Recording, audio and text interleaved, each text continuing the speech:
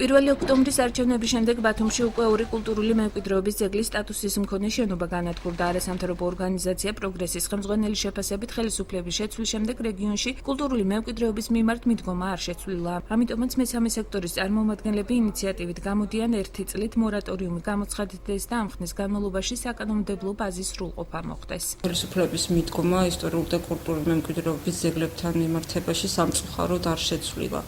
ჩვენ გვაქვს ინიციატივა ესეთი, რომ გამოცხადდეს ერთწლიანი მორატორიუმი თვითმმართველობასთან შეთანხმებით, რომ ამ ერთი წლის ვადაში სანამ არ იქნება საკანონმდებლო ბაზა მოწესრიგებული და არ იქნება სრულყოფილი იმასთან მიმართებაში, რაც ქალაქმშენებლობას ეხება, შეჩერდეს ნებართვების გასცემა ყოველ შემთხვევაში ძველ ბათუმის ტერიტორიაზე მაინც.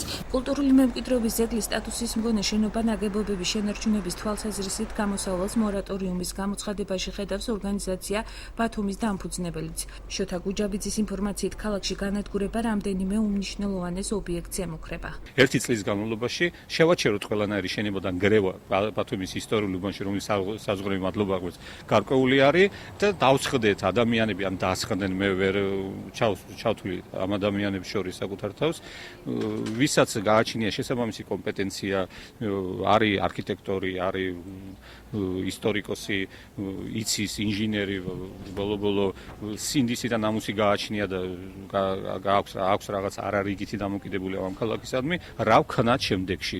იმიტომ რომ რაც დრო გადის, მით უფრო საშინელი მდგომარეობა გვაქვს. აღნიშნულ საკითხს სატელევიზიო კომენტარი არ გააკეთა აჭარის კულტურული მემკვიდრეობისა და ძეგლთა დაცვის სააგენტოს უფროსმა, თუმცა გუშინ ბიძინა აფხაზავამ ტელეარხი 25-ის გადაცემა დიალოგის ეთერში განაცხადა, რომ ბევრი ძეგლის გადარჩენა ვერ მოახერხა, თუმცა ამ სტატუსის მატარებელი შენობების აღნუსხვა მოასწრო. მან აქვე აღნიშნა, რომ ისტორიული შენობა ნაგებობების ნგრევის წინააღმდეგია, თუმცა ჯერჯერობით ვერაფერს ცვლის. მე დიდი ხანი არ მუშაობ, ასე რომ ბევრის გადარჩენა ვერ მოახერხე, მაგრამ ბევრის ძეგლი აღნუსხე, რომელსაც მემკვიდრეობის სტატუსი არ ჰქონდა და უნდა მივცეს სტატუსი. გაგზავნილია თბილისში დოკუმენტები.